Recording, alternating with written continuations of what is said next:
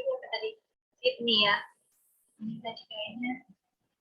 Untuk basis data adalah sebuah data yang bisa disimpan dan kemudian dicari relasi dan bisa dimanipulasi, Bu. Oke. Dan untuk praktisan juga, Bu. Selain disimpan, dicari relasi, terus apa lagi dimanipulasi. Oke, Iya, Bu. ada lagi yang menambahkan? Izin menambahkan, Bu. Iya, gimana? Menurut saya basis data sendiri adalah kumpulan data yang saling terkoneksi. Terkoneksi ya.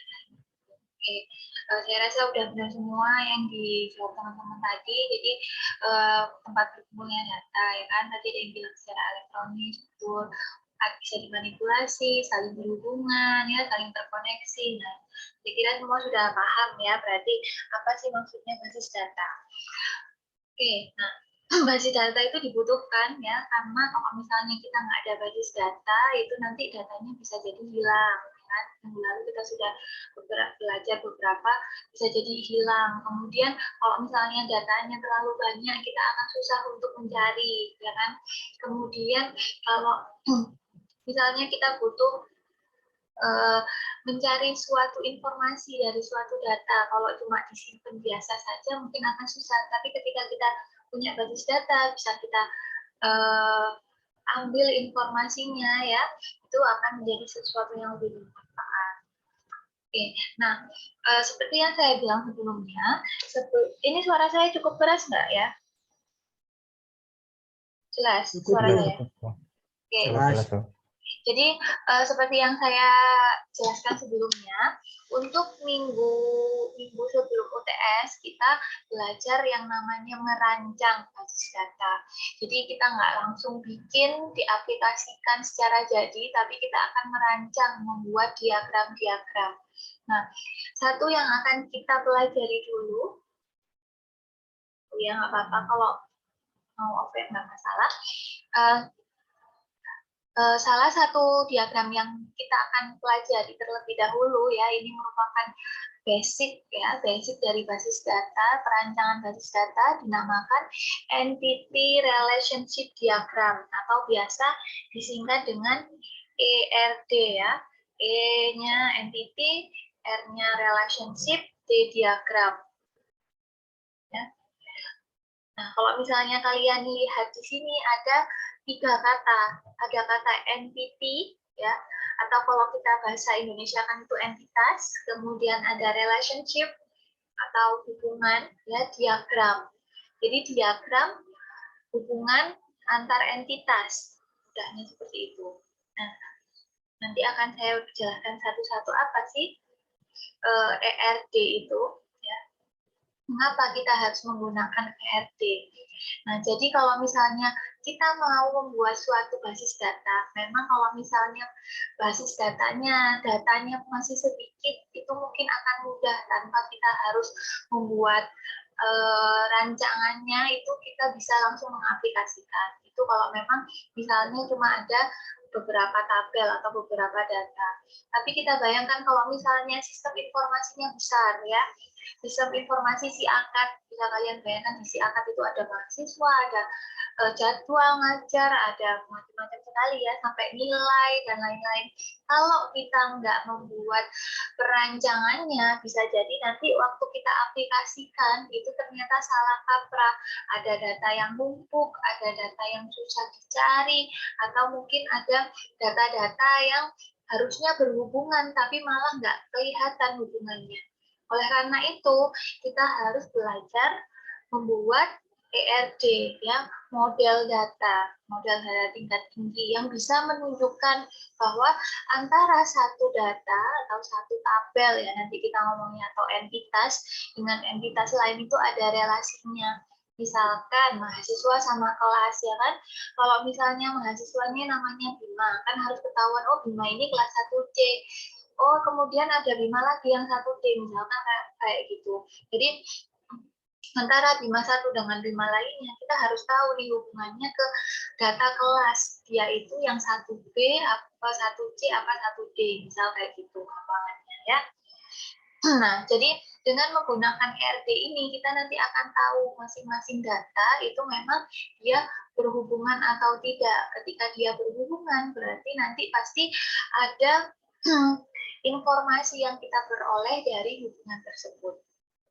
Nah, model ini dengan sejumlah variasinya seringkali digunakan dalam desain konseptual dari aplikasi database. Kenapa kok konseptual? Ya karena dia hanya semacam konsep. Maksudnya bisa jadi nanti tabel yang di database itu bentuknya nggak sama persis. Ya, jadi nanti kita akan belajar yang namanya normalisasi. Bisa jadi nanti setelah dinormalisasi tabelnya tambah banyak atau tambah sedikit. Oleh karena itu yang sekarang kita pelajari konseptual, kebenaran secara konsep, tapi nanti secara aplikasi bisa jadi lebih banyak atau lebih sedikit jumlah datanya.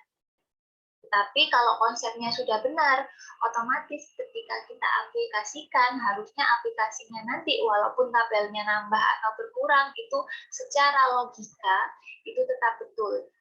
Jadi yang kita tekankan di minggu-minggu awal ini adalah konsep secara logika ya. Secara logika itu benar, datanya harusnya nyambung satu sama lain, tidak ada informasi yang hilang. Jadi secara logika, secara konsep. Ya. Banyak database design tool yang melibatkan EM model di dalam. Jadi ini nanti kalau yang praktikum ya, nanti akan saya kasih contoh aplikasinya, membuat aplikasi itu gambarnya. Tapi untuk pagi ini yang teori, kita belajar teorinya dulu apa sih ERD itu.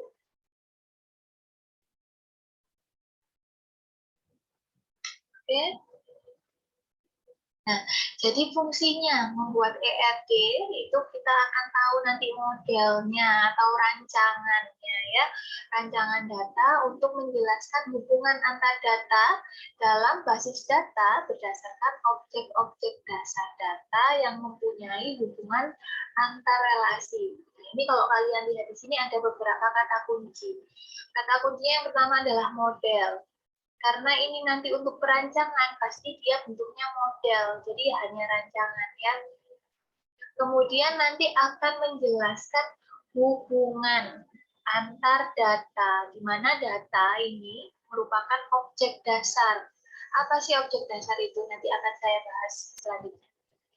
Dan dia juga mempunyai hubungan antar relasi ya. Hubungannya itu biasanya disebut dengan relasi. Karena ERD tadi sendiri adalah entity relationship diagram. Jadi hubungannya itu kita sebut tidak lagi hubungan, tapi nanti kita sebut dengan relasi. Ya.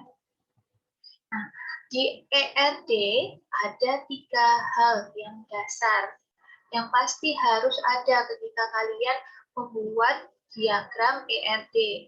Yang pertama adalah entity atau entitas.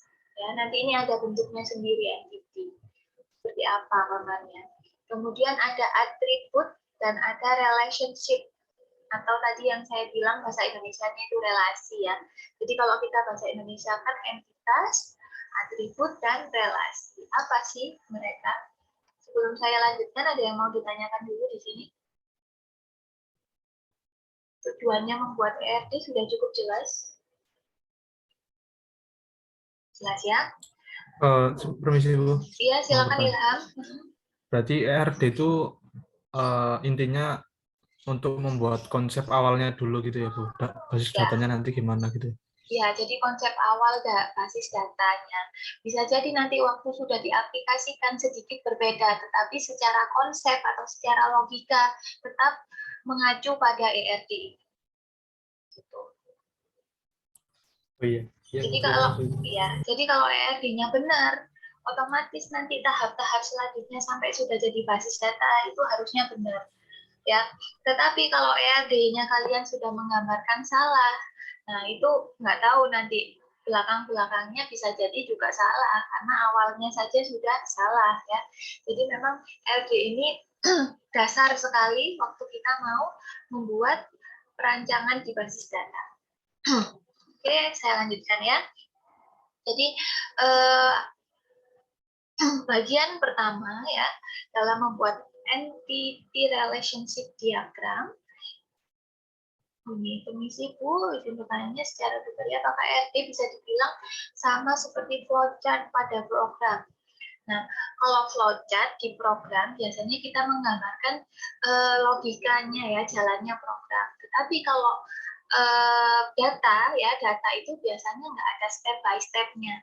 Kalau misalnya kalian lihat flowchart kan biasanya, oh tahap pertama inputannya seperti ini, kemudian nanti ada proses pertama, outputnya seperti apa, masuk ke proses kedua, outputnya seperti apa, gitu kan. Nah, kalau di ERD itu kita nggak bisa lihat ada proses, jadi dia ya hanya data-data yang ada di suatu aplikasi, ya, ada di suatu program. Jadi ya semua datanya ditaruh di situ, kita nggak bisa tahu data mana yang diproses dulu, data mana yang diproses kedua, nggak ada seperti itu. Sebenarnya kalau secara gambar yang mirip-mirip sama flowchart, cuma secara pengertian berbeda ya, kurang lebih kayak gitu.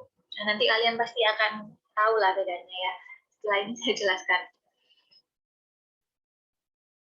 Oke, jadi entitas itu merupakan objek yang mewakili sesuatu yang nyata dan dapat dibedakan dari sesuatu yang lain. Nah, ini kalau kita bilang nyata itu seperti yang minggu lalu ya saya bilang merupakan objek itu bisa berupa hal yang nyata atau terlihat abstrak ataupun terlihat ataupun abstrak. Nah, ini juga sama sebenarnya. Kita seperti itu. Kalau misalnya minggu lalu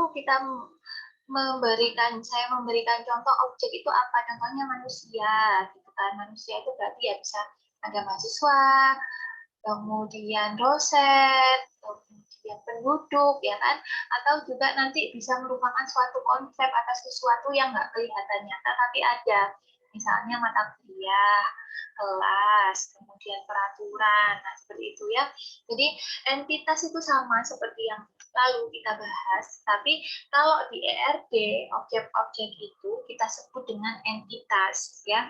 Jadi kalau misalnya minggu lalu kalian mikirnya oh basis data itu nanti menjelaskan tentang data tertentu dari suatu objek. Ya, jadi data tertentu dari suatu objek tadi, ketika kita sudah membuat ERD, kita sebut dia bukan data objek lagi, tetapi sebagai entitas. Sampai sini paham? Bisa dipahami? Bingung? Bisa ya?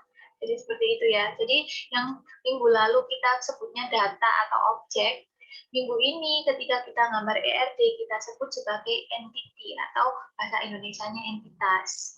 Nah, entitas itu nanti ada dua, strong sama weak. Apa itu yang nanti aja saya jelaskan minggu selanjutnya ya. Ini kalau kalian lihat di sini mungkin akan bingung karena memang contohnya cuma dikit ya. Jadi saya jelaskan secara global saja. Nanti kita akan memahami kalau kita sudah banyak latihan.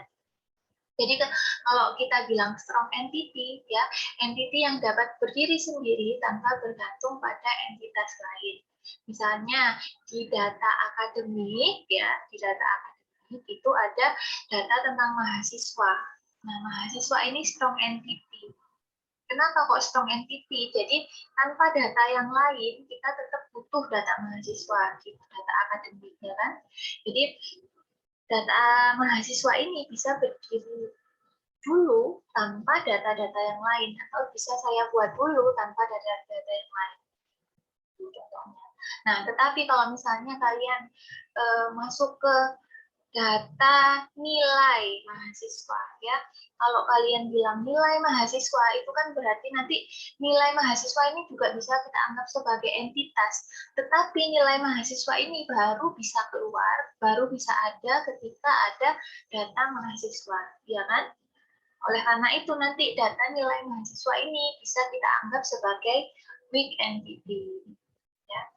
Atau mungkin di sini contohnya orang tua. Di data akademik ya, kalau belum ada data mahasiswanya, kita nggak bakalan bisa nambahkan data orang tua, ya kan? Mahasiswanya aja datanya nggak ada, masa mendadak ada data orang tua? Kan nggak mungkin. Jadi kalau weak entity itu ketika data itu dibuat harus ada entitas lain yang merupakan penjelas dari dia. Ya, kalau mahasiswa ya sudah, mahasiswa ada dibuat di akademik cukup tanpa tambahan data lain. Tetapi kalau orang tua, ya orang tua itu nggak bisa saya buat dulu ketika mahasiswanya belum ada, karena akan membingungkan. Oh, ini orang tuanya siapa? Oke, Ali mau bertanya, silakan. Ya, izin bertanya, Bu. Ya, Berarti apa bisa dibilang strong entity itu semacam parent, tapi weak entity itu semacam child-nya gitu, Bu? Kayak ya, anak-anaknya gitu. bisa, betul. Bisa dianggap seperti itu ya. Kalau mungkin kalian belajar objek gitu ya, kalian udah belajar pemrograman berbasis objek ya. Ada parent-nya. Jadi kalau parent itu ya yang objek utamanya, nanti apa, anak-anaknya itu kan menjelaskan ya, atau mungkin turunannya. Nah, ini sebenarnya kalau kita bilang turunannya bukan, tapi kalau weak entity itu apa ya, dia itu menjelaskan dari strong entity. Seperti yang tadi saya bilang, kalau misalnya ada data orang tua, akan bingung kalau misalnya langsung mendadak ada nama orang tuanya tanpa tahu siapa kan mahasiswa yang punya orang tua ini. Jadi seakan-akan big entity ini merupakan penjelas dari mahasiswa, menjelaskan mahasiswa tertentu. Nah, kalau di objek memang kurang lebih ya mirip sama parent dan child sih. Ya, Ilham, silakan. Oke. Terima kasih, Bu. Ya. Ya itu berarti semisal kan kalau weak entity kan harus ada strong entity-nya ya, Bu. Ya. Nah, itu nanti semisal membuat diagramnya gitu, itu weak entity-nya dimasukkan di strong entity-nya terus gitu atau dipisah, tetap dipisah? Kalau nanti ya, nanti ada contohnya, itu biasanya dipisah. Jadi kalau misalnya kalian bayangkan, itu nanti datanya, tabelnya itu akan sendiri-sendiri. Ada tabel, mungkin ada yang bisa dijadikan satu ya, ketika misalnya emang apa orang tua ini itu cuma satu orang, misalnya kita cukup masukkan nama ayah apa nama ibu saja. Nah, tetapi ketika kita bisa memasukkan lebih dari satu, misalnya ayah dan ibu, kadang-kadang itu nanti di mahasiswa kayak yang kemarin kalian sempat di praktikum ya. Di praktikum itu kan nggak boleh ada satu baris, tapi ada dua nilai. Masih ingat nggak yang beli barang itu loh? Di satu transaksi ada beberapa baris. Masih ingat ya? Nah, itu nanti jadinya kalau seperti itu bisa jadi dipisah menjadi suatu entitas baru. Nah, ini jadi juga nanti seperti itu, dipisah biasanya. Tapi kita lihat lagi nanti ada yang namanya normalisasi. Terkadang kalau memang dia nggak butuh dipisah, ya berarti dia tetap jadi atribut dari suatu entitas. Nah, itu nanti contohnya akan saya kasih tahu lagi gimana. Yang sekarang ini masih sekedar tahu aja, ya. Apa itu strong, apa itu weak. Itu Ilham, cukup paham? Iya, Bu. Iya, cukup paham. Penjelasan. Terima kasih, Bu. Oke, silakan Agilar. Agilar masih di jalan ini. Mau tanya? Iya, Ibu, saya masih di Ya. jalan. Saya izin Ya. bertanya, Bu. Ya, silakan. Jadi kalau strong entity itu nggak harus punya weak entity, Bu ya? Tidak harus. Ya, betul. Iya. Tidak harus. Soalnya saya kepikiran, Bu, kalau misalnya kayak tadi kan contohnya mahasiswa, terus weak entity-nya itu orang tua. Nah, kalau mahasiswanya nggak punya orang tua kan nggak bisa. Itu, Bu ya? Oh, Berarti ya. Nah, itu gini, maksudnya maksudnya datanya ya yang berhubungan dia itu bisa jadi tidak ada. Tetapi kalau memang misalnya satu mahasiswa itu kan ada mahasiswa yang punya orang tua, ada yang enggak. Itu kan tapi nanti waktu kita gambar diagramnya itu tetap berhubungan. Ya, gimana ya? Jadi waktu digambar itu tetap berhubungan. Jadi walaupun nanti misalnya hubungannya itu ternyata kosong, gitu ya, nilai datanya itu kosong, itu nggak masalah. Tetapi ketika kita gambar ERD itu tetap digambar berhubungan, seperti itu. Nah, itu beda lagi ya nanti ya, kalau isi datanya. Nah, sekarang kita masih mengidentifikasi entitas itu apa, yang termasuk strong, yang termasuk weak itu apa. Gitu ya, Agilar ya. Iya, Ibu. Terima kasih penjelasannya. Ya, sama-sama. Ada lagi sebelum saya lanjutkan?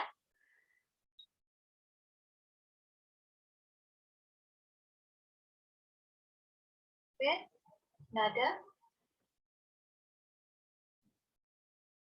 Ya, saya lanjutkan dulu ya. Nah, ini contoh lagi nih. Contoh entitas kuat sama entitas lemah. Mungkin ini di data kepegawaian ya. Jadi yang kuat itu adalah pegawai, data pegawai, karena data pegawai ya pasti harus ada ya di sistem informasi kepegawaian. Nah, tetapi tanggungan ini ya, tanggungan ini itu nggak bisa berdiri tanpa ada pegawai, kan nanti kita akan kebingungan tanggungannya ini tanggungan punya pegawai yang mana, gitu kan. Jadi tanggungan ini bisa disebut juga sebagai weak entity ya, seperti itu. Oke.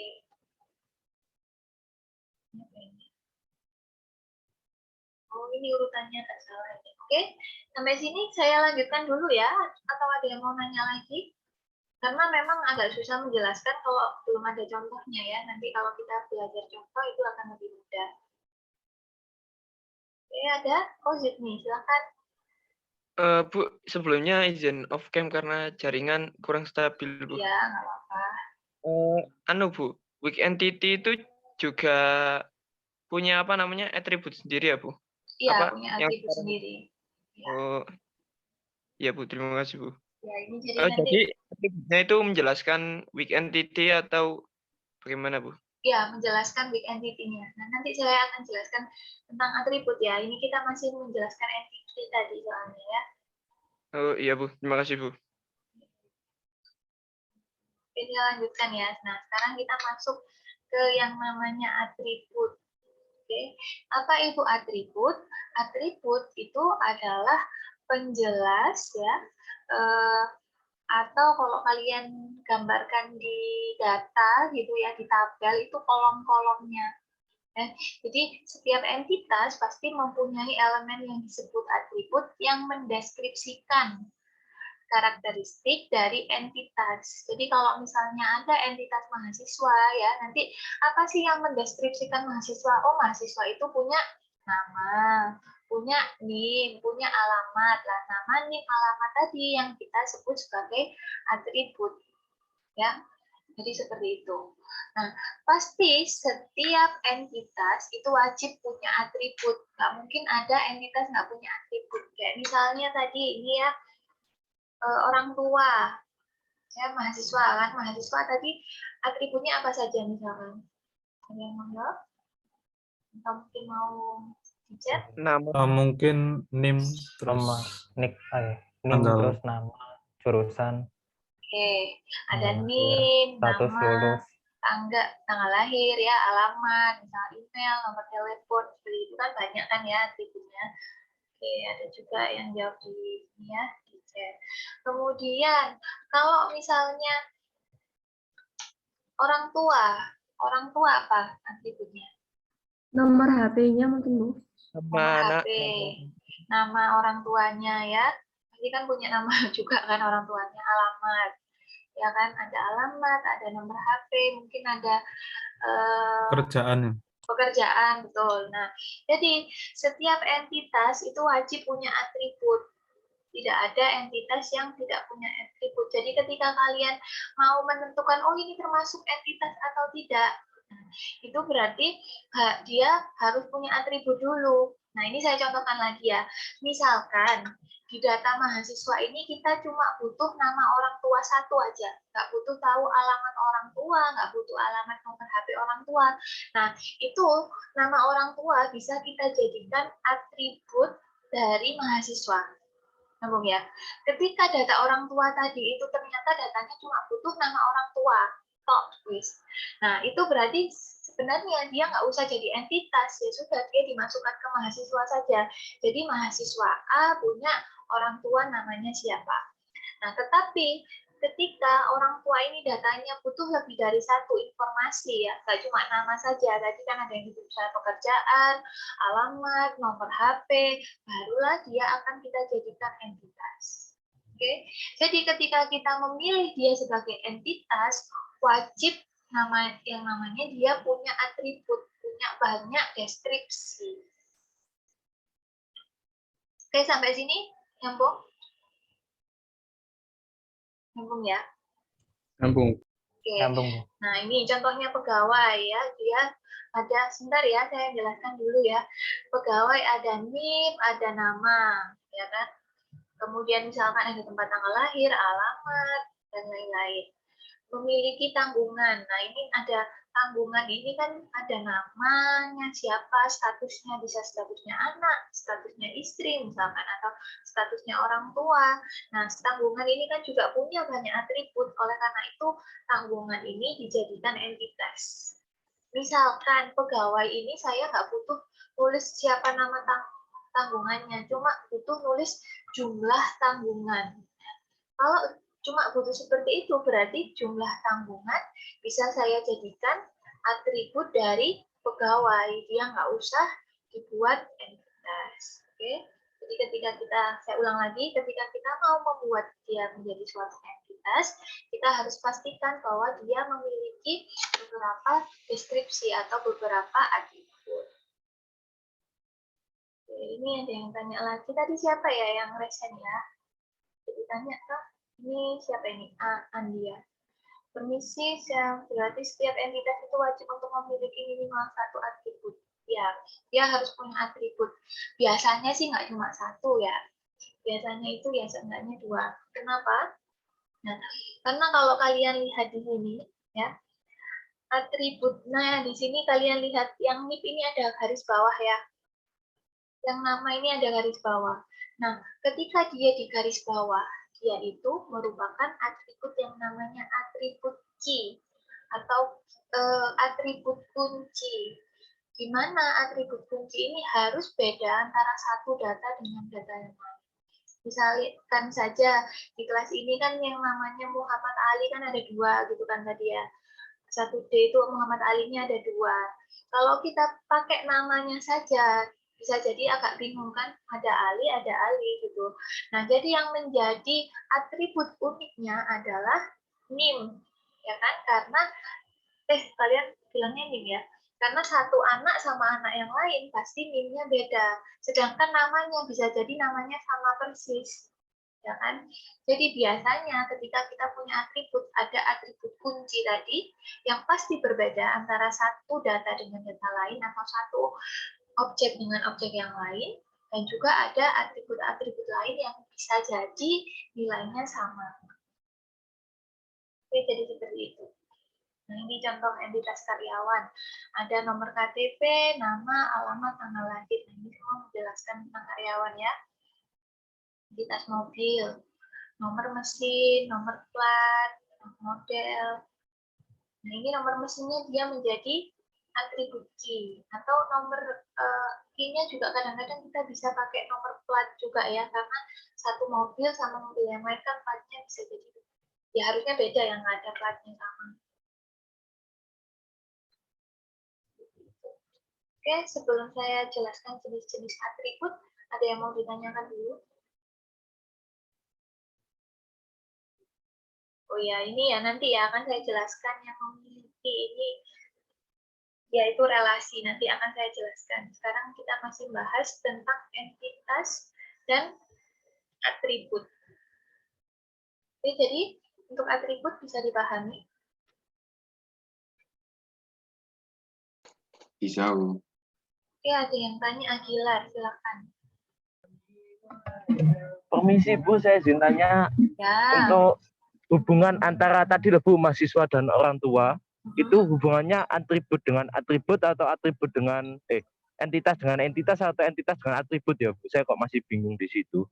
Ya, Seperti nanti itu, Bu. akan saya jelaskan sebenarnya selanjutnya, tapi saya jelaskan sedikit dulu. Jadi yang berhubungan itu entitas dengan entitas ya, bukan atribut dengan atribut atau entitas dengan atribut. Jadi ketika kita bilang suatu data berhubungan atau suatu tabel berhubungan, itu yang berhubungan ya pasti entitasnya atau objeknya tadi ya, bukan atributnya. Begitu ya, Agilar ya.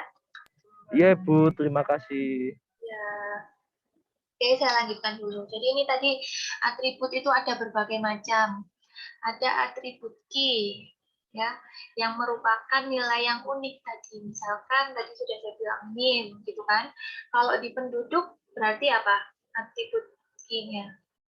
Nik. NIK. NIK gitu kan. Kalau misalnya pegawai mungkin ada NIP ya, nomor induk pegawai. Kalau misalkan di data email, Alamat email, Bu. alamatnya ya, karena alamat email pasti beda. Nah, jadi seperti itu atribut key, pasti beda antara satu orang, satu data, atau satu informasi dengan yang lain. Nah, kemudian ada juga atribut simple ya, atau atribut bernilai tunggal. Misal nama, harga, status gitu ya. Kalau tunggal itu ya berarti nilainya satu. Kayak misalnya mahasiswa punya nama, ya namanya cuma satu kan, nggak mungkin namanya punya nama dua gitu kan. Kalian lahir kan namanya ya cuma satu. Nah, harga kalau untuk barang, harganya ya biasanya cuma satu, harga belinya mungkin ada harga beli, harga jual. Tapi kan harga jualnya kan nggak mungkin ganti-ganti dalam satu hari, ada banyak harga gitu kan nggak mungkin. Status ya, ini kayak misalnya tadi di tunjangan tadi ada statusnya dia sebagai anak ya. Kalau sekali anak ya jadi anak ya, nggak mungkin dari anak jadi orang tua kan nggak mungkin. Jadi atribut simple itu seperti itu, nilainya tunggal, cuma satu nilai saja. Ada juga yang multi value ya, misalkan gelar ya. Kalau misalnya kalian dari S1, S2, S3 sampai S banyak gitu kan, gelarnya kan bisa jadi apa kalau sekarang kalian ya, STRCom gitu kan, STRCom, MCom misalkan, PhD gitu kan, gelar bisa panjang. Kalau haji tambahin H depannya, udah profesor tambahin prof gitu kan. Jadi satu orang punya banyak gelar bisa.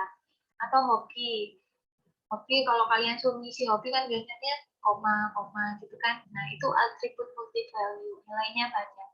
Nah, nanti akan ada perlakuan sendiri terhadap atribut multi value ya. Kalau atribut yang simple itu diberlakukan seperti atribut biasa. Nah, nanti atribut multi value ini akan ada perlakuan khusus juga. Kemudian ada atribut komposit yang dapat diuraikan lagi. Misalkan alamat ya, alamat itu bisa diuraikan sebagai apa? Jalan ya, RT, RW, kabupaten, kota, provinsi, negara gitu kan.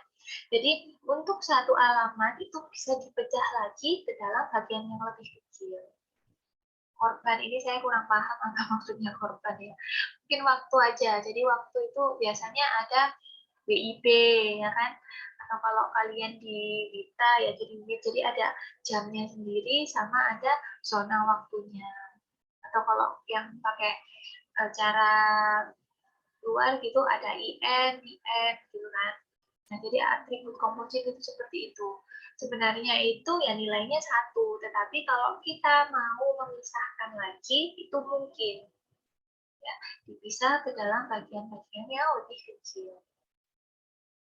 Nah, kemudian ada atribut derivatif yang merupakan turunan dari atribut lain, misalnya umur dari tanggal lahir.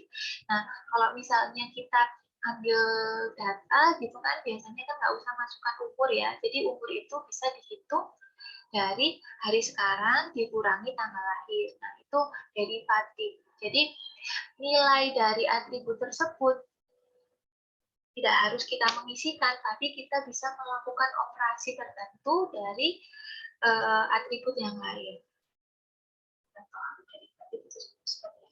Oke, sampai sini jenis-jenis atribut ada yang mau ditanyakan dulu.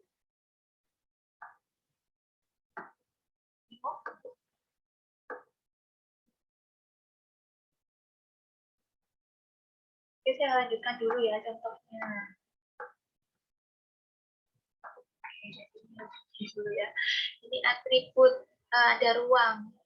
Di ruang ini kayak misalnya kalian kelas ya, kelasnya sekarang gimana? Oh, ruang teori 4 gitu kan.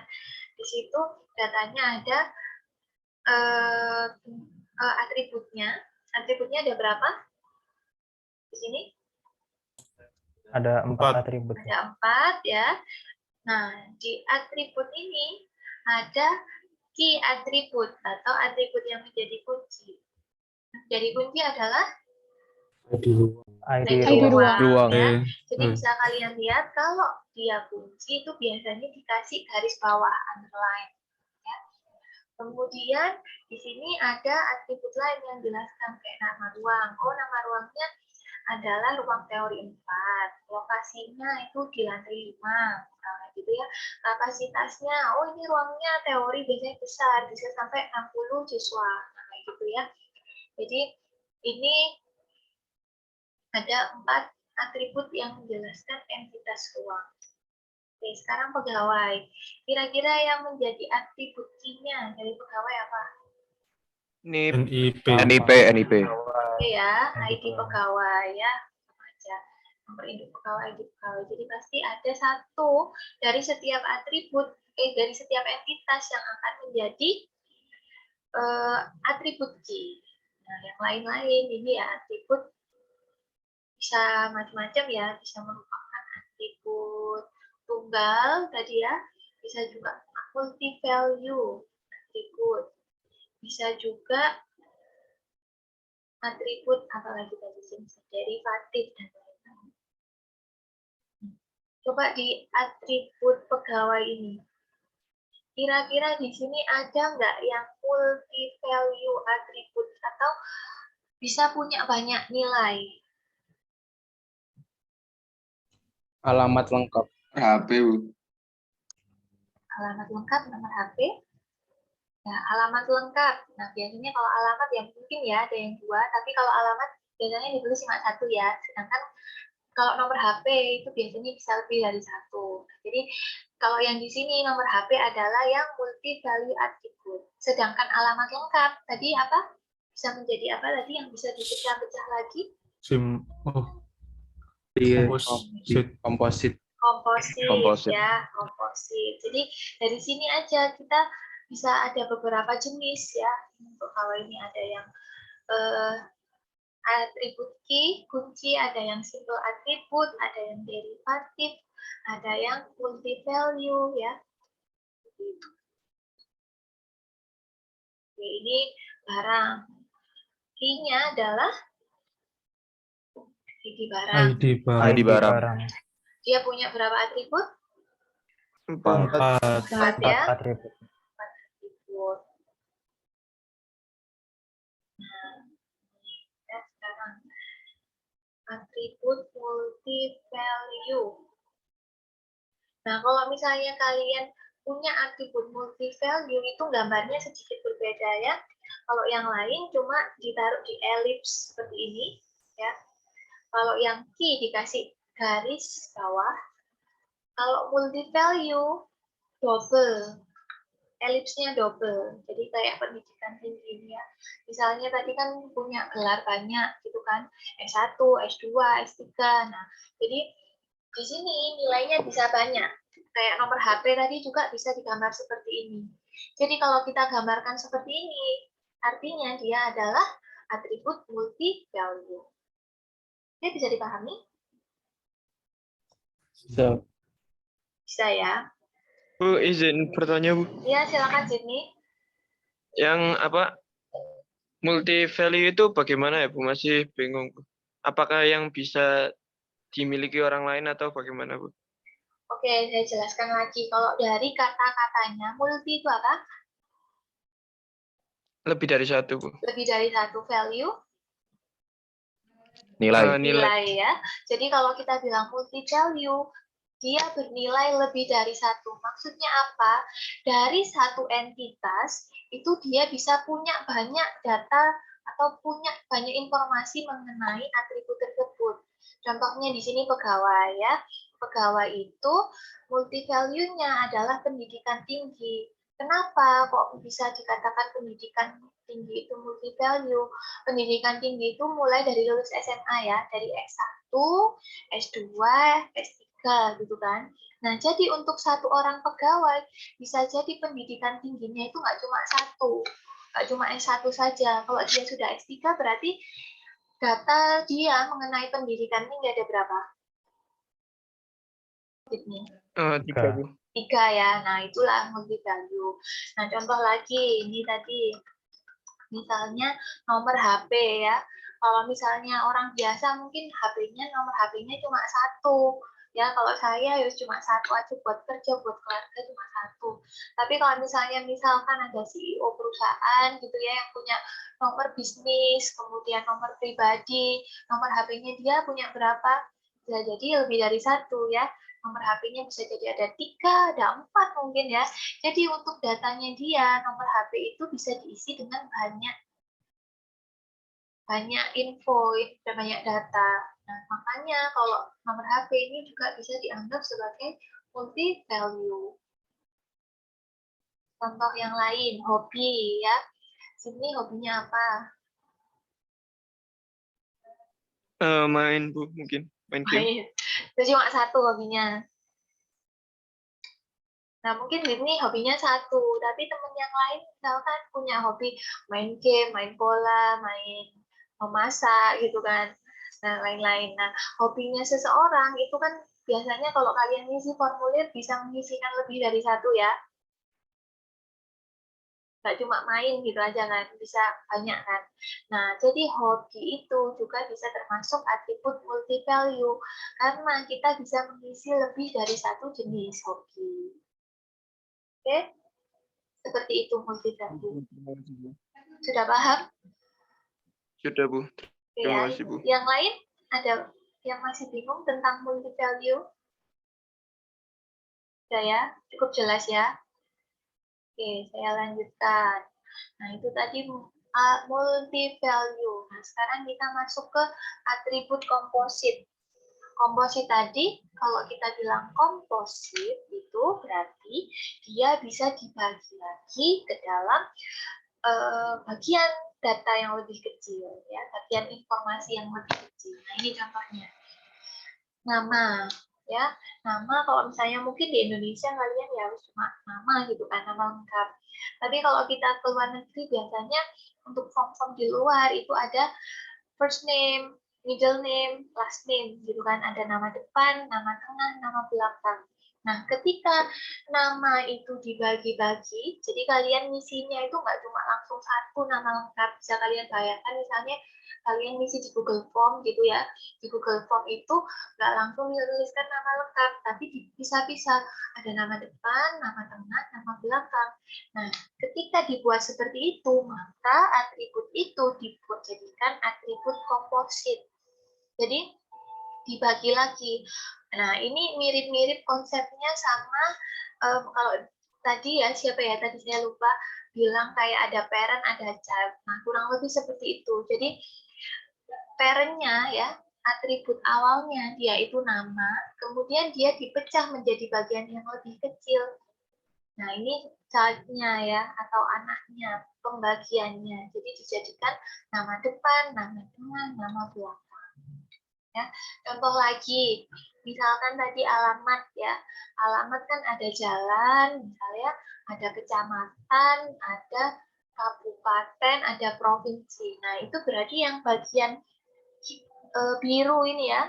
Biru ini adalah alamat. Kemudian abu-abunya yang di sini berarti bisa kalian tuliskan misalnya jalan, terus kelurahan, kecamatan gitu ya. Kemudian kita bisa bikin lagi atribut yang lain, kabupaten, provinsi. Nah, seperti itu jadi komposit.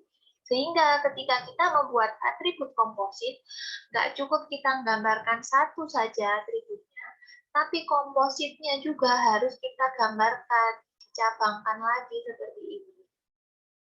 Oke, sampai sini dengan komposit bisa dipahami? Oh ya, Izin ini ada bertanya, yang tanya, ya? Ya, silakan. Ya, jadi ini kalau misalkan pegawai ini bisa dibilang ada 4 atribut ya, Bu? Atau 4 tetap 2 atribut. gitu? Nah, biasanya kita bilangnya seperti ini, itu ya jadinya 4 ya. Ya, bisa kita bilang 4-nya. Jadi, karena nanti waktu kita ngisinya, itu kan yang kita isi itu kalau sudah jadi data bulan, itu yang kita isi itu anaknya. Nah, jadi ya, bisa dibilang 4 atribut. Tetapi ketika tidak dipecah, ya berarti cuma 2 jadinya. Kalau dipecah jadinya 4 diderivatifkan. Oke, ini Andi tanya lagi Terima kasih. tanggal lahir, ya sama-sama bisa dipecah jadi hari, bulan, sama tahun. Nah, ini juga bisa ya. Jadi tanggal lahir kadang-kadang memang ada yang ngisikan jadi satu, atau mungkin ada yang minta ngisinya, mungkin gampang, biasanya seringnya itu TTL, tempat tanggal lahir, tempatnya ditulis sendiri, tanggal lahirnya ditulis sendiri. Nah, itu bisa jadi derivatif. Kalau memang membutuhkan dipecah hari, bulan, sama tahun, nah itu juga bisa. Jadi kok derivatif sih, komposit ya. Kalau misalnya butuh hari, bulan, sama tahun, ya berarti bisa menjadi atribut komposit. Tapi kembali lagi ya, nanti ke kebutuhan kita. Ketika memang kalian butuh tahu pembagiannya, misalnya nama depan, nama tengah, nama belakang, ya mungkin orang-orang luar kan biasanya pakai nama belakang, gitu kan. Nah, jadi itu butuh dipecah. Tapi kalau memang kalian nggak butuh, terus pokoknya saya tahu nama lengkapnya, nah itu berarti yang nggak usah dipisah. Jadi kita menentukan mau dikompositkan atau mau dijadikan multi value itu tergantung dari studi kasus yang kita pakai, gitu ya. Jadi kalau kalian bilang nanti misalnya di ujian ya, di ujian Bu ini tuh nama itu harus komposit, kan Ibu ngasih contohnya seperti itu. Nah itu belum tentu ya, karena di beberapa studi kasus mungkin saja memang dia butuh dipisah, tapi di studi kasus lain, misal di mahasiswa, kalian kan mahasiswa ya langsung nama mahasiswa gitu kan, nggak dipisah. Nah jadi kapan kita memisah, kapan kita memilih multi value, itu semuanya tergantung ke studi kasus. Jadi nanti kalau kalian ujian ya, dibaca baik-baik studi kasusnya. Ketika memang diminta untuk mengkompositkan, nah di situ kalian harus memisahkan lagi. Tetapi ketika di soalnya nggak nyuruh, nggak butuh, ya berarti ya tidak usah ya. Seperti itu. Oke, jadi semuanya ketika kita merancang itu tetap kembali ke studi kasus yang mau kita buat, membutuhkan atau tidak. Oke, itu ya yang harus kalian ingat ya, karena tidak semua memang butuh mengkompositkan atau butuh multi value tadi, tidak semua. Oke, cukup jelas? Ya, saya lanjutkan. Nah, ini adalah atribut derivatif. Derivatif itu turunan, di mana nilainya itu bisa diambil dari atribut yang lain. Ini contohnya tadi umur ya, pegawai itu umurnya, nilai umurnya bisa diambil dari tanggal lahir, misalnya, atau dari tahun lahir ya. Misalnya kalian lahir tahun 2002 gitu kan, tahun 2003, berarti umurnya ya tahun sekarang 2022 dikurangi tahun lahir gitu. Nah, ketika kita tidak mengisikan, ya misalnya nanti udah di aplikasi itu, kita nggak usah ngisikan umur, karena umurnya nanti itu otomatis bisa keambil dari tanggal lahir, maka waktu kita merancang, ya kita anggap umur ini atribut derivatif. Bedanya apa? Ini cukup jelas nggak sih gambarnya? Ada putus-putusnya ya. Bisa kalian lihat nggak? Ini ada garis-garis putus. Ya, Iya, jadi bisa. untuk derivatif gambarnya itu enggak utuh garisnya, tapi garisnya putus-putus. Oke, jadi ini rangkumannya ya. Entitas itu segi 4, relationship seperti ini belum saya bahas ya. Setelah ini saya bahas. Kemudian atribut ellipse. Ketika kita mau membuat weak entity tadi ya, weak entity, ini tadi saya lupa nggak bilang ya. Weak entity tadi garisnya 2. Kemudian ini atribut multi value garisnya 2. Ini saya lupa kayaknya belum upload di LMS, setelah ini saya upload ya. Kemudian ini komposit yang bisa dibagi jadi terbelah seperti ini. Derivatif ada titik-titiknya. Identifying relationship seperti ini ada garisnya, nanti akan saya jelaskan lebih lanjut. Dan ini atribut key, ada garis bawahnya untuk nama atributnya. Oke, sampai sini bisa saya lanjutkan. Saya Oke, saya lanjutkan dulu mengenai derajat relationship. Oke, jadi relasi ya, relasi itu ada berbagai macam jenis. Ya, relasi itu ada berbagai macam jenis. Jadi di sini kita akan belajar dulu mengenai derajat. Apa itu derajat? Derajat adalah ketika relasi ini menghubungkan berapa banyak entitas, itu derajat. Oke ya, ingat-ingat dulu, kalau derajat itu menghubungkan berapa banyak entitas. Contohnya di sini manusia dan menikah ya. Ada data atau objek manusia, kemudian ada relasi menikah ya. Manusia itu menikahnya dengan siapa? Nggak mungkin kan sama makhluk lain selain manusia ya. Jadi manusia itu menikahnya ya sama manusia. Oleh karena itu, di sini namanya unary atau derajat 1. Relasinya ini ya balik lagi manusia menikah ke manusia. Nggak butuh objek lain. Ini yang namanya derajat 1. Nah, ini biar nggak bingung ya, langsung aja saya jelaskan contohnya derajat 2, binary. Ketika relasi yang kita punya ini di tengah, itu berhubungan dengan menghubungkan dua entitas. Ya. Jadi kalau kalian lihat di sini, relasi itu bentuknya apa sih ini? Belah ketupat ya. Belah ketupat, kemudian dia menjelaskan relasinya. Kayak ini tadi manusia menikah dengan manusia, katanya gitu ya.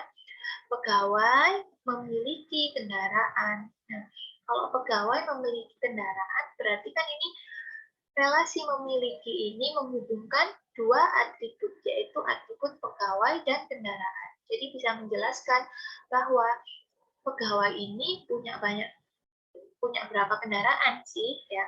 Jadi entitas yang dihubungkan ada dua, yaitu entitas pegawai dan entitas kendaraan.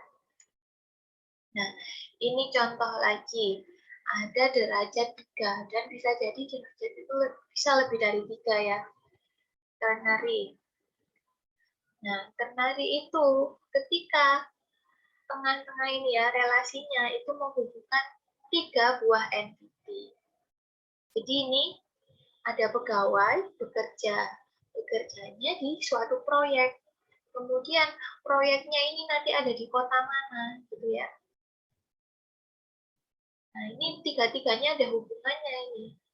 Nah, ketika tiga-tiganya ada hubungannya dan dihubungkan dengan satu relasi saja bekerja, ya berarti relasi ini dia akan menghubungkan 3 entitas atau dia disebut dengan derajat 3. Oke, sampai sini ada pertanyaan atau bingung? Permisi mau tanya, Bu. Ya, silakan. Apakah bisa ya, Bu, kalau misalkan di relasinya itu kayak dikasih atribut gitu, Bu? Relasinya diberi atribut bisa. Nanti akan ada contoh yang relasinya punya atribut. Jadi kemungkinan ketika atributnya relasinya ini memiliki informasi tertentu yang nggak mungkin ditaruh di entitas yang dia hubungkan, itu bisa jadi ada ya. Jadi nggak mungkin ditaruh di pegawai, nggak bisa juga ditaruh di kendaraan misalkan. Berarti nanti ya ditambahkan atribut di relasinya ini. Nanti ada contohnya. Jadi atribut itu memang tadi menjelaskan suatu entitas, tapi kemungkinan juga dia bisa menjelaskan suatu relasi. Ya. Nah, ini tadi derajat. Oke, ada lagi yang mau tanya tentang derajat. Pokoknya intinya kalau derajat itu berapa banyak sih entitas yang dia hubungkan. Nah, ini setelah ini kita masuk lebih rumit sedikit sebelum saya lanjutkan. Mohon maaf bertanya lagi. Iya, itu berarti kalau semisal dari 3 enggak boleh ya, Bu? maksudnya? Semisal di satu relasi itu ada lebih dari 3 entitas gitu. Bisa jadi sih sebenarnya bisa jadi ada. Cuma di sini ya maksimal dicontohkan ternary. Tapi kalau di kehidupan nyata ya, di data yang nyata bisa jadi mungkin aja bisa 5 juga mungkin, masih mungkin. Oh iya, terima kasih. Oke, lanjut. Ada lagi sebelum saya lanjutkan. Setelah ini harus berpikir lagi lebih dari ini. Oke, saya lanjutkan ya. Oke, jadi tadi adalah derajat di mana menjelaskan suatu relasi itu punya berapa entitas yang dia hubungkan. Nah, sekarang kita bicaranya kardinalitas ya. Kardinalitas itu apa? Nah, kardinalitas ini nanti menjelaskan di relasi tersebut ada berapa banyak data sih yang berhubungan ya. Jadi kalau derajat tadi berapa banyak entitas yang kita hubungkan. Kalau ini dari entitas-entitas yang ada itu berapa banyak datanya, garis datanya nanti yang berhubungan. Paling banyak dipakai itu sebenarnya derajat 2 ya. Ini yang paling standar lah. Jadi biasanya kalau kita gambar ya paling sering ya derajatnya 2. Sangat jarang 3 itu masih, tapi lebih dari itu sangat jarang. Jadi sering kali ya kita cuma butuh untuk menyambungkan 2 entitas. Nah, ini contohnya ya. Ini dosen mengepalai jurusan. Nah, kalau kalian tahu, di jurusan kita kan ada kepala jurusan ya. Yang jadi kepala jurusan itu siapa? Ya dosen yang aktif mahasiswa kan. Yang jadi kepala jurusan itu dosen. Nah, jadi di sini ada relasi mengepalai. Jadi dosen mengepalai jurusan. Nah, kalau kalian lihat di sini ada angka 1, ada angka 1. Apa sih ini 1-1 ini? Inilah yang dinamakan kardinalitas one to one. Hubungan 1 ke 1. Nah, ini cara bacanya seperti ini. Ini kalian perhatikan ya, ini sangat penting sekali. Dosen mengepalai berapa jurusan bisanya? 1. 1 ya, nggak boleh dosen itu mengepalai banyak jurusan. Sehingga dosen mengepalai berapa jurusan? 1. Maka kita tulis 1 di dekat jurusan. Oke? Jadi sebenarnya ini nanti yang sebelah sini itu nggak ditulis dulu. Nah, sekarang dibalik. Jurusan itu dikepalai oleh berapa dosen? Satu jurusan itu kepalanya ada berapa ya kepala jurusannya? 1 dosen saja. 1 juga ya. Oleh karena itu jurusan dikepalai. Nah, jadi nanti gampangannya kalian menjadikan mengepalai ini menjadi kalimat pasif ya, dibalik gitu loh. Jadi dosen mengepalai jurusan. Dosen ini mengepalai berapa jurusan? 1. Jadi di jurusan kita tulis 1. Sekarang dibalik. Jurusan dikepalai berapa dosen sih? Jurusan dikepalai cuma 1 dosen juga. Oleh karena itu di dekatnya yang dosen kita tuliskan 1 juga. Nah, karena itu 1-1. 1 dosen cuma bisa jadi kepala di 1 jurusan. 1 jurusan kepala jurusannya cuma bisa ada 1 dosen. Gimana? Sudah mulai pusing? Bisa dipahami satu-satu? Ini nanti ini yang sering banget keluar ya, dan biasanya teman-teman mahasiswa itu bingung ngasih kardinalitas ini. Berarti izin bertanya Ibu. Iya, silakan ya. Berarti semisal kita buat ERD ini harus ada kardinalitasnya Bu? Iya, harus. Ya, jadi yang pertama tadi entitas pasti harus digambar. Jadi tadi itu tahap-tahapnya tadi ya, entitas dulu kalian gambar, setelah menggambar entitas tadi kan atribut, kita bikin atributnya juga, kita identifikasi mana yang di atribut, kalau ada multi value, kalau ada derivatif, kalau sudah baru kita berikan relasi ya, relasinya itu nanti derajatnya apa, menghubungkan berapa banyak entitas ya, setelah tahu relasinya, menghubungkan entitas mana saja, kita beri kardinalitas. Ya, jadi cukup panjang ya tahap-tahapannya. Ini nanti lama-lama juga hafal sih. Nanti lama-lama eh,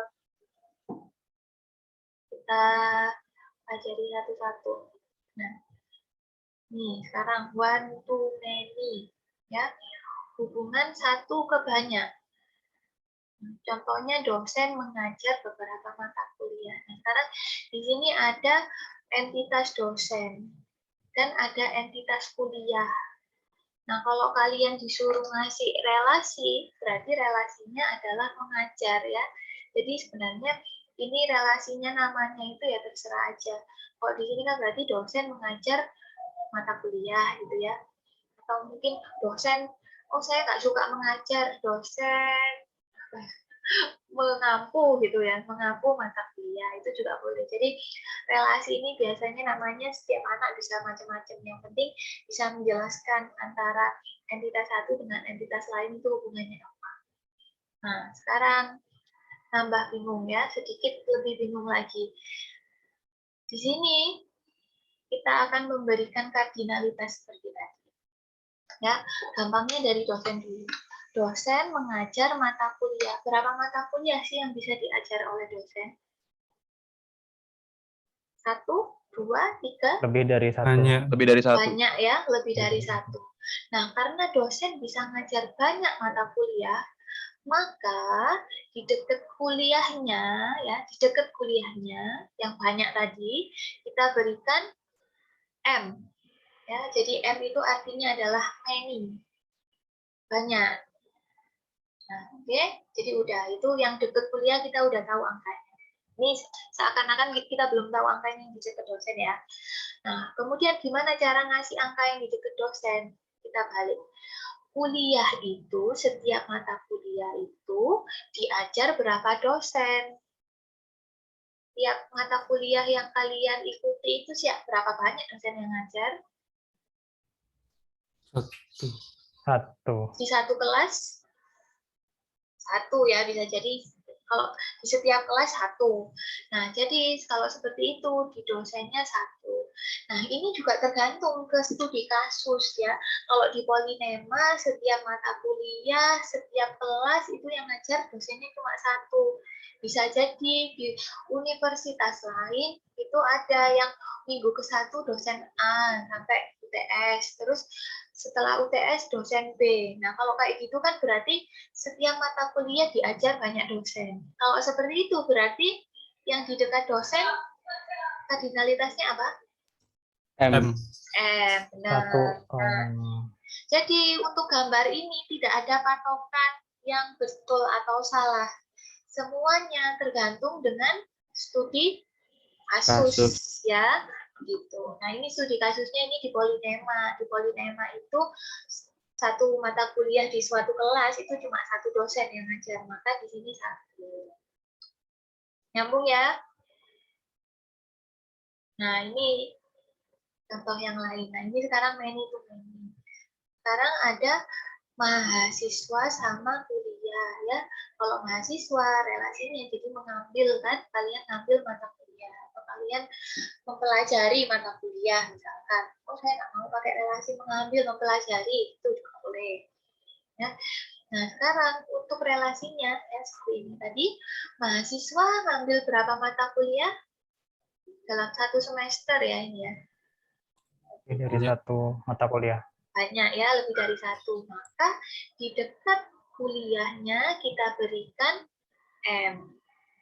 Oke, nah sekarang mata kuliah tertentu di satu kelas itu diambil oleh berapa mahasiswa? Banyak ya, kayak kalian sekarang kelas basis data, di kelas 1C, 1D yang ngajar saya, mahasiswanya kan nggak mungkin cuma 1, mahasiswanya banyak. Oleh karena itu, kuliah tertentu itu diambil banyak mahasiswa. Makanya di dekat mahasiswa kita berikan huruf M. Oke, nyambung? Udah mulai pusing. Nah, jadi ini intinya itu sebenarnya di sini nanti yang teman-teman sering salah itu di sini. Oke, bisa dipahami? Siap. Bu Wilda. Ada pertanyaan? izin bertanya. Ya, kali. Yang apa terkait studi kasus yang tadi itu loh, Bu, yang kedua itu.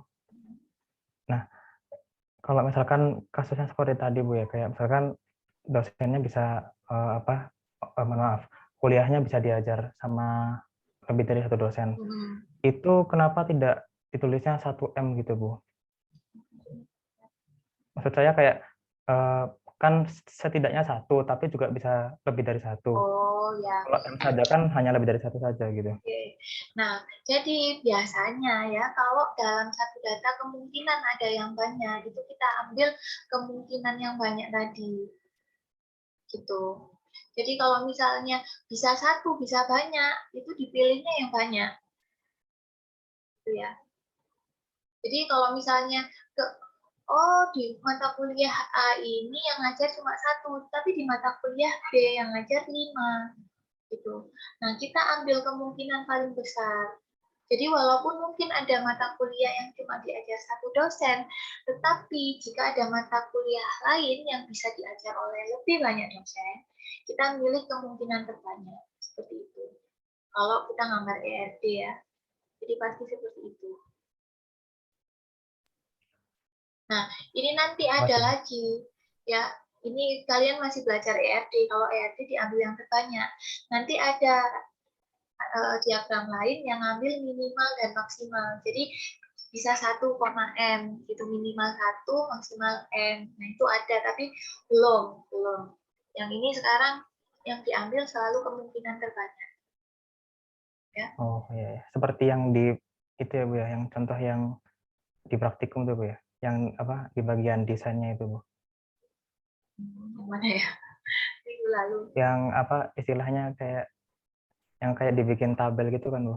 Oh ya, ya. Jadi kalau misalnya yang kayak minggu lalu bisa beli satu barang, tapi juga bisa beli banyak barang, ya kan?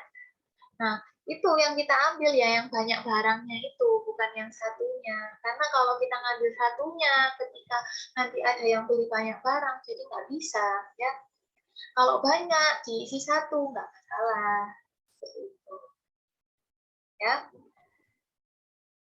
Nah, ini Terima sebenarnya, kasih. ya sama-sama.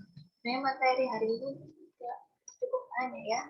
Oke, nah ini sekarang participation constraint dependency ya, ada partisipasi total, ada partisipasi parsial.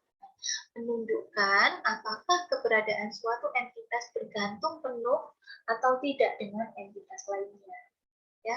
Nah, batasan constraint adalah jumlah minimum relasi di mana tiap entitas dapat ikut berpartisipasi. Semua dan harus, bentuknya berapa, tidak harus semua. Nah, ini nanti ini yang tadi kali tanya itu ya. Kalau semuanya harus banyak, gitu, wajib. Nah, berarti itu garisnya jadi garis 2. Tetapi kalau misalnya, boleh 1, boleh banyak, itu garisnya jadi cuma garis 1. Ya, garisnya ini. Ini mungkin kalian pusing ya, jadi ini saya lewatin dulu aja. Nanti ketika kita membahas, itu nanti akan saya beri contoh ya, yang mana harus di garis 2, yang mana garis 1. Oke, nah sekarang langkah membuat ERD. Nah, pertama kita menentukan entitas dulu. Ya, seperti yang tadi saya bilang, kalau entitas sudah tahu, kita tentukan atribut. Kemudian kalau sudah, ya kita akan menetapkan relasi. Ya, jadi relasinya yang jajar pinjam tadi. Kalau sudah, derajat dan kardinalitas. Oke, nah ini contohnya ya. Silakan dikerjakan. Ya, coba kalian gambar pakai karena saya belum masih tahu contoh aplikasinya ya, bisa pakai apa sih Visio atau mau pakai PPT atau apa terserah ya, coba dibuat latihan 1 ini pada saat mendaftar menjadi anggota perpustakaan, atau mungkin kalau kalian mau gambar di kertas juga nggak apa-apa ya, nanti bisa share apa gambarnya gitu ya, kalian taruh di kamera gitu ya. Jadi nanti mungkin saya akan minta beberapa perwakilan untuk menjelaskan hasil gambarnya ya. Latihan 1, ini menjadi anggota perpustakaan. Dicatat nama, nomor mahasiswa, alamat mahasiswa. Setelah itu mereka bisa meminjam buku di perpustakaan. Buku-buku yang dimiliki perpustakaan banyak sekali jumlahnya. Tiap buku memiliki data nomor buku, judul, pengarang, penerbit, tahun terbit. Ya, sekarang coba kalian gambar dari sedikit penjelasan di sini ya. Sedikit sekali penjelasan di sini. Gambar ERD-nya seperti apa? Ada berapa entitas? Setiap entitas itu punya atribut apa saja ya. Sekalian nanti kalian gambar relasi dan kardinalitasnya ya, yang M1 tadi. Oke? Bisa dipahami? Saya kasih waktu 10 menit cukup lebih ya, udah. Nanti setelah itu silakan 2 anak mungkin ya yang mau menjelaskan pekerjaannya. Oke, saya sambil istirahat dulu ya. Silakan dikerjakan.